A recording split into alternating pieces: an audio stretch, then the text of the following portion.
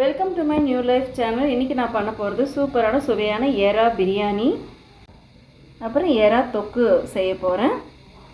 இதை இப்போ எப்படி செய்கிறதுன்னு பார்க்கலாம். எறா உரிச்சதுக்கப்புறமே கூட நிறைய இருக்குது, 1/2 கிலோ இருக்குது. பிரியாணிக்கு தேவையானதெல்லாம் ரெடி பண்ணி வச்சுட்டேன். கொத்தமல்லி மட்டும்தான் சின்னதாக கட் பண்ணணும். எல்லாம் ரெடியாக இருக்குது. இப்போ எறா பிரியாணி எப்படி செய்கிறதுன்னு பார்த்துக்கலாம். இந்த அளவுக்கு குழிக்கரண்டியில் ஒரு 4 கரண்டி அளவுக்கு எண்ணெய் சேர்த்துருக்கேன். ஒரு 1/4 கரண்டி அளவுக்கு நெய் சேர்த்துருக்கேன். பட்டை, லவங்கம், ஸ்டார் பூ, மராத்தி மொக்கு, ஏலக்காய் எல்லாம் போட்டு தாளிச்சுக்கலாம். வெங்காயமும் சேர்த்துக்கலாம்.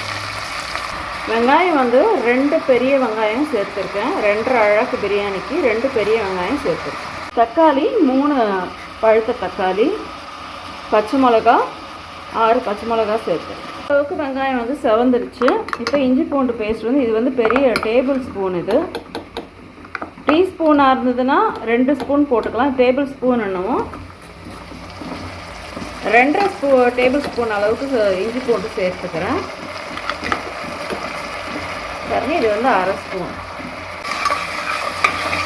இஞ்சி பூண்டு வெங்காயம் வதங்கிடுச்சு. பச்சை மிளகாய் போட்டு வதக்கிக்கலாம். புதினா எடுத்து வச்சுருந்தா கொத்தமல்லியில் பாதி அளவுக்கு எடுத்துக்கலாம். இதுவுமே வதங்கிடுச்சு. தக்காளி சேர்த்து தக்காளி போட்டதும் அடுப்பை கொஞ்சம் சிம்மில் வச்சுருங்க. அப்போ தான் அது அனல்லையே அடி பிடிக்காமல் வதங்கும். பெரிய தீயில் வச்சோம்னா வேகமாக அடி பிடிக்கும். கலரிக்கிட்டே இருக்கணும். இது அப்படியே வச்சுட்டு டிஸ்டர்ப் பண்ணக்கூடாது. அப்படி நல்லா வதங்கிடும். இந்த டைமில் இந்த மசாலாவுக்கு தேவையான அளவுக்கு உப்பு மட்டும் சேர்த்துக்கலாம். அப்போ தான் தக்காளி ரொம்ப கலரி கொடுக்காமையே நல்லா மேஷ் ஆகும். தக்காளி வெங்காயம்லாம் நல்லா வதங்கிடுச்சு. தக்காளியெல்லாம் நல்லா மேஷ் ஆகிடுச்சு. இப்போ காரம் போட்டுக்கலாம். 2 அழகு அரிசி நல்லா டேபிள் ஸ்பூனில் 2 ஸ்பூன் அளவுக்கு குழம்பு மிளகாத்தூளை சேர்த்துக்கிறேன். மஞ்சத்தூள் 1/2 டீஸ்பூன். உப்பு இந்த மசாலாவுக்கு சேர்த்தாச்சு. இப்போ 2 அழகு அரிசிக்கு உண்டான உப்பு தான் நான் சேர்க்கிறேன். இப்போது 2 ஸ்பூன் அளவுக்கு சேர்க்கிறேன். தேவைன்னா டேஸ்ட்டு பார்த்துட்டு சேர்த்துக்கலாம். ஏற்கனவே கல் உப்பு கொஞ்சம் அந்த கரிப்பு கம்மியாக தான் இருக்கும். நல்ல பச்சை வாசனை போகிற அளவுக்கு வதக்கிக்கலாம். இது சிம்மில் சிறுத்தியில் ஒரு 2 நிமிஷம் இருந்துக்கட்டும். நான் எறாவில் 1/2 கப் அளவுக்கு தயிர் சேர்த்தேன். அதை ரெக்கார்ட் போட மறந்துட்டேன். ஸோ நான் அதனால தான் இப்போ சொல்கிறேன். எறாவை இதோட சேர்த்துக்கலாம். நல்லா கலரி விட்டு. ஸோ இந்த மசாலாவில் இன்னும் ஒரு 2 நிமிஷம் இந்த எறா இருக்கட்டும். இதிலே தண்ணி விடும். ஸோ அப்போ தான் நம்ம தண்ணி அளவு கரெக்டாக பார்க்க முடியும். இல்லைன்னா அதிகமாகிடுறதுக்கு சான்ஸ் இருக்குது இல்லையா. இந்த மசாலாவை டேஸ்ட் பண்ணி பார்த்தேன். செம்மையாக இருக்குது. இன்றைக்கி பிரியாணி ரொம்ப ரொம்ப அட்டகாசமாக வரப்போகுது. பாருங்கள், அப்படியே தண்ணி விட்டு கொதிக்குது. எறால பாருங்கள், ஒரு 1/2 கிளாஸ் அளவுக்கு தண்ணி விட்டுருக்கு. 2 அழகு அரிசி போட்டதால் நான் எத்தனை டம்ளர் தண்ணி ஊற்றுறேன்னு காட்டுறேன். இந்த டம்ளரில் 4 டம்ளர் அளவுக்கு தண்ணி சேர்க்கணும். நான் 3.5 டம்ளர் அளவுக்கு தண்ணி சேர்க்க போகிறேன். நான் ஸ்டார்டிங்கில் காட்டின உப்பு தான் அந்த 2 ஸ்பூன் கல் உப்பு போட்டோம்ல, அதுவே கரெக்டாக இருக்குது. ஏற்கனவே இந்த மசாலாவுக்கு வேறு ஒரு ஸ்பூன் அளவுக்கு உப்பு போட்டிருக்கேன். இல்லை, ஒரு 1/2 ஸ்பூன் அளவுக்கு உப்பு சேர்த்தேன். 2 அழகுக்கு 2 ஸ்பூன் உப்பு சூப்பராக கரெக்டாக இருக்குது. தண்ணி கொதிச்சிடுச்சு. அரிசி ஒரு 1/2 மணி நேரம் ஊற வச்ச அரிசி. எப்போ ஊற வைக்கணும் அப்படின்னா, நம்ம வதக்கிறதுக்கு ஆரம்பிக்கிறோம்ல, பட்டை லவங்கம் போட்டு தாளித்து வதக்க, அப்போ அரிசியை ஊற போட்டுட்டா இந்த வதக்க ஆரம்பிக்கணும். அந்த டைமிங் சரியாக இருக்கும்.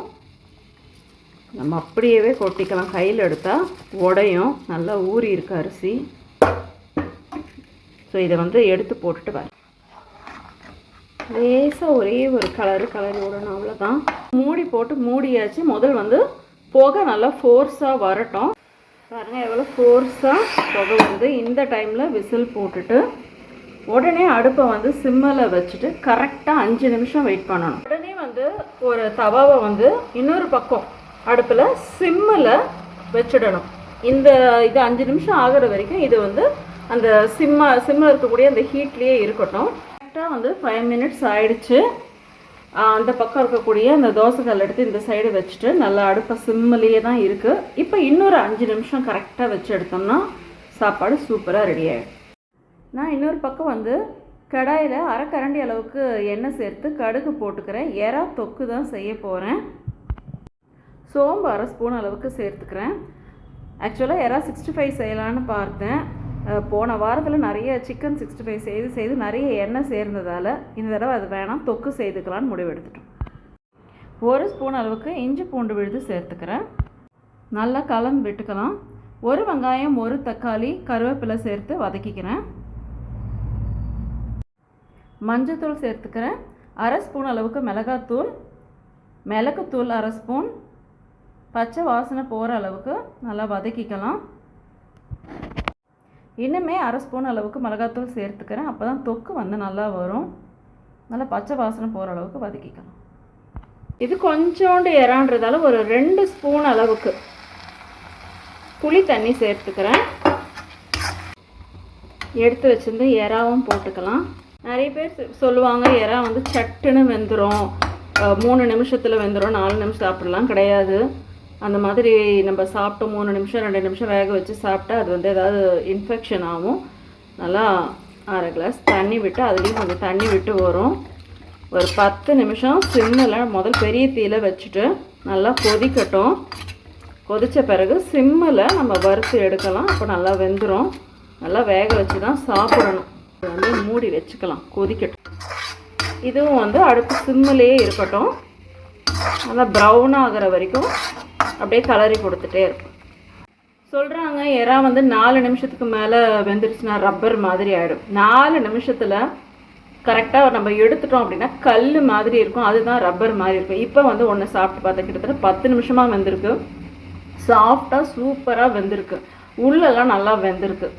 இதில் வந்து எறா சாப்பிட்டாலே வந்து சில பேருக்கு வந்து வயிறு வந்து செரிமான பிரச்சனை வரும், ஏதாவது வந்து ஸ்கின் இன்ஃபெக்ஷன்லாம் வரும். அதெல்லாம் வராமல் இருக்கணும்னா நல்லா வேக வச்சு சாப்பிட்டா எந்த பிரச்சனையும் கிடையாது. இன்னொரு 5 மினிட்ஸ் ஆயிடுச்சு. ஸோ டோட்டலாக 10 மினிட்ஸு. அடுப்பு ஆஃப் பண்ணியாச்சு. ப்ரெஷர் ரிலீஸ் பண்ணிடலாம். வேற சூப்பராக ரெடி ஆகிடுச்சு. நல்லா தொக்காயிடுச்சு. கொஞ்சமாக கொத்தமல்லி சேர்த்துக்கிறேன். இந்த கொத்தமல்லியோட இன்னும் ஒரு 2 நிமிஷம் வந்து இது வறுபடட்டும். இந்த வாசனை அப்போ தான் நல்லா இறங்கும். இந்த பேலன்ஸ் கொத்தமல்லி வந்து பிரியாணியோட சேர்த்துக்கலாம். ஓப்பன் பண்ணிக்கலாம். சூப்பராக இருக்குது. எறாவும் ஆஃப் பண்ணிக்கிறேன். எனக்கு வந்து இந்த எறும்பு கடாயில் செய்கிறது வந்து ரொம்ப ரொம்ப ரொம்ப ரொம்ப சந்தோஷமாக இருக்குது. எறா வந்து அப்படியே பாருங்கள் ஒட்டாமல், இதே சில்வர் கடாயாக இருந்தால் கை வச்சு சுரண்டி சுரண்டி இது பண்ணால் அடி பிடிச்சிட்டே இருக்கும். இப்போ வந்து அப்படியே ஒட்டாமல் அழகாக ஃப்ரை ஆகுது. So எறாவும் ready. பிரியாணி பாருங்கள் அழகாக பதமாக வெந்திருக்கு. இப்போ வந்து இதை டம் போடலாம். இப்போ இந்த அரிசி வந்து நல்லா 3/4 பங்கு அளவுக்கு குக் ஆகிருக்கு. இப்போ வந்து இதை வந்து பெரிய பாத்திரத்தில் கொஞ்சம் கொஞ்சமாக எடுத்து போட்டுக்கணும். எப்பவுமே வந்து கரண்டி அப்படியே நடுவில் போட்டுறாதீங்க, ஓரமாக போட்டு எடுங்க. அப்போ தான் உடையாமல் வரும் அரிசி. அப்படியே உதிரி உதிரி உதிரியாக அப்படி லைட்டாக அப்படி பண்ணி விடலாம்.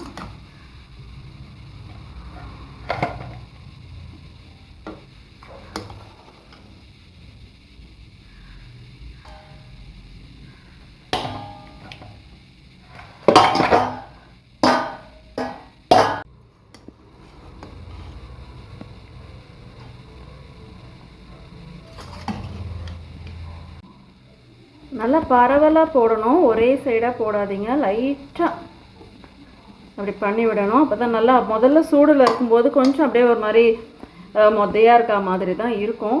பட் அப்படியே நேரம் ஆக ஆக அந்த சூடு குறைய குறைய உதிரி உதிரியாக வந்துடும். செய்த உடனே வந்து அகலமான பாத்திரத்தில் போடுறது வந்து நல்லது. என் பையனுக்காக நான் ஃபஸ்ட்டு பரிமாறிக்கிறேன்.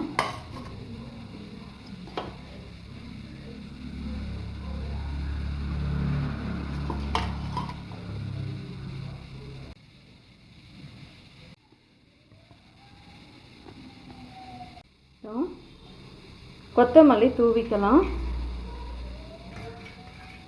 கொத்தமல்லியெல்லாம் தூவினதுக்கப்புறம் இந்த பாத்திரத்துக்கு கரெக்டாக ஃபிட் ஆகக்கூடிய ஒரு தட்டை எடுத்து வச்சுட்டு இந்த கல்லை வந்து இது மேலே வச்சிடலாம்.